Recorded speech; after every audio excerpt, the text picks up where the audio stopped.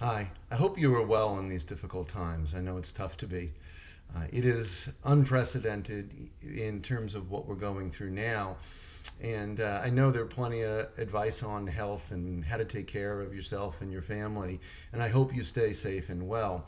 This is a little bit different video in that I've been through much in the way of previous downturns and watched much of the research as to what companies should do during downturns and the lessons learned from it.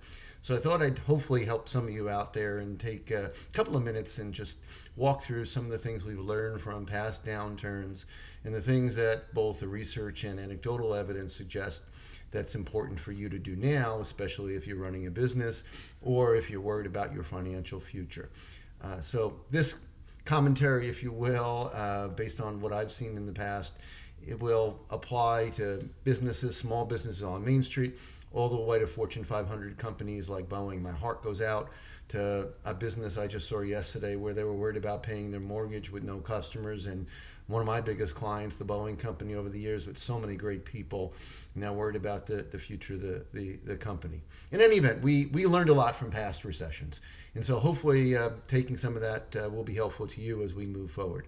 First, one thing we really need to know and think about is should be pro-cyclical, meaning in English is that during the uptick, the past 10 years of one of the longest recoveries in the history of the country, period of economic expansion where we saw record levels on stock markets and the like, that's the time to hoard cash. So when we go into a downturn like we see now, you're in position to do that. I predicted as early as January of 2019, at some time in Q1 or Q2 2020, we'd see something like we are seeing now. Of course, I didn't predict the coronavirus, but given the length of the recovery and given the fragility of what we're seeing in the economic environment, any black swan event like this could have caused what's going on now. And so in many ways, what we take from all of that is that what we do know is that if you're in a liquid cash position, if you have the ability to keep your doors open with little or no revenue through, say, September,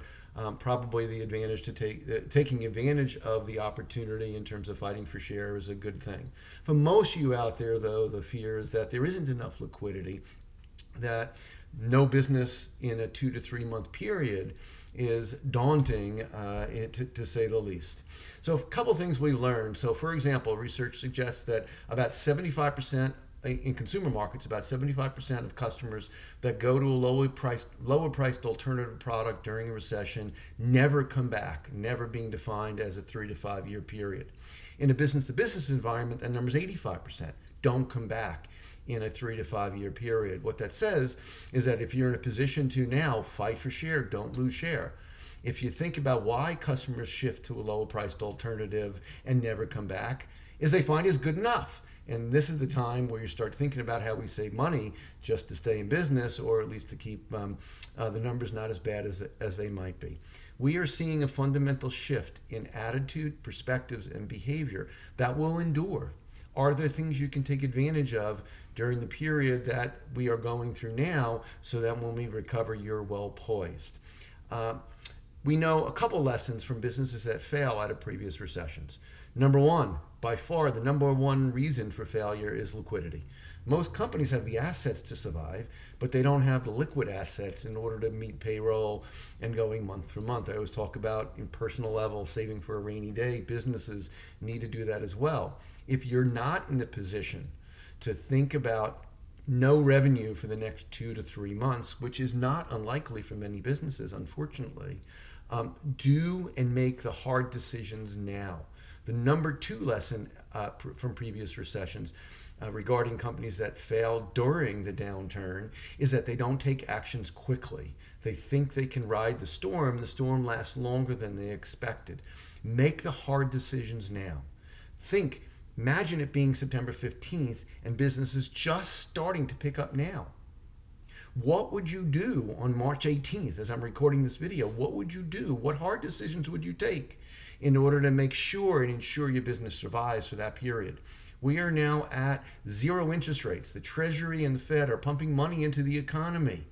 Find a way to get liquid now and survive this period. If it means laying off some of your staff, Better to do that now than to have to lay everyone off when you go bankrupt or go under at some point in the next few months.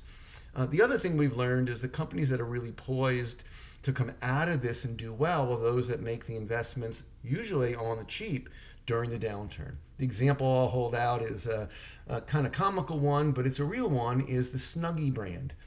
Some of you may remember, much more popular, but they're still around, blanket with sleeves. They actually weren't the first in the market. A company called Slanket was.